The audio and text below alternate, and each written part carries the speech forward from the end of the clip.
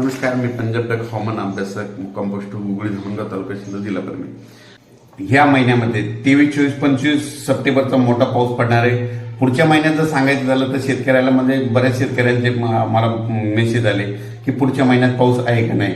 तर तुम्हाला एक माहिती म्हणून तारीख एक सांगतो, म्हणजे पुढच्या महिन्यामध्ये दसऱ्यामध्ये 7, 8, 9 ऑक्टोबरला पाऊस पडणार आहे, म्हणून ही एक पाऊस येण्याची तारीख लक्षात घ्या। त्याच्यानंतर 21, 22, 23 ऑक्टोबरला देखील या तारखेत पाऊस पडणार आहे, म्हणून हे देखील लक्षात येतं। आणि राज्यामध्ये म्हणजे थंडी, आता पाऊस निघून गेल्याच्या नंतर थंडी 5 नोव्हेंबरला येणार आहे, म्हणून हे देखील त्यांनी लक्षात येतं। पण राज्यामध्ये 20 सप्टेंबर ते 2 ऑक्टोबरचा पाऊस हा लातूर, नांदेड, परभणी, धाराशिव, सोलापूर, सातारा, सांगली, कोल्हापूर, त्याच्यानंतर कोकणात जास्त पडणार आहे, म्हणून हा अंदाज लक्षात द्यायचा। त्याच्यामध्ये तुम्हाला एक सांगू इच्छितो, सातारा, सांगली, कोल्हापूर, पुणे, नगर, धाराशिव, लातूर, बीड या कोकणाकडे जास्त पडणार आहे। त्याच्यामुळे काय होणार आहे, परत कोल्हापूर, सांगलीकडे एकदा पूर परिस्थिती निर्माण होण्याची शक्यता आहे। म्हणून आता तुम्ही काय करा, 21 सप्टेंबर ते 2 ऑक्टोबरच्या पावसामध्ये तुम्ही सतर्क करा, मग हे देखील त्यांना सांगू इच्छितो।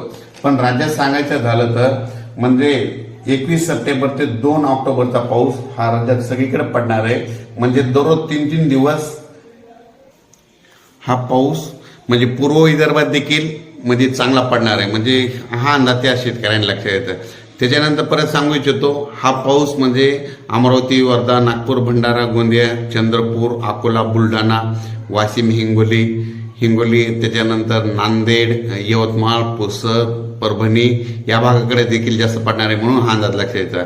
त्याच्यानंतर हा पाऊस उत्तर महाराष्ट्राकडे देखील चांगला पडणार आहे, म्हणजे धुळे, नंदुरबार, जळगाव, नाशिक, त्याच्यानंतर मालेगाव, संभाजीनगर, म्हणजे हे देखील लक्षात येतं।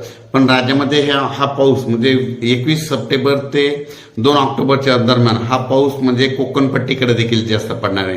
त्याच्यानंतर काय होणार आहे, तो पाऊस म्हणजे सातारा, सांगली, सोलापूर, कोल्हापूर, त्याच्यानंतर पुणे, नगर, त्याच्यानंतर पंढरपूर, त्याच्यानंतर सोलापूर जिल्हा, धाराशिव जिल्हा या भागात देखील जास्त पडणार आहे। म्हणून त्या आता म्हणजे जवळपास 20 तारखेपर्यंत म्हणजे हा पाऊस मध्य प्रदेश इकडल्या भागाकडेच पडणार आहे, हरियाणा, पंजाब इकडं, राजस्थान, त्याच्यानंतर उत्तर प्रदेश, त्याच्यानंतर झाशी, कोटा या भागाकडे जास्त पडणार आहे, म्हणून हे लक्षात येतं।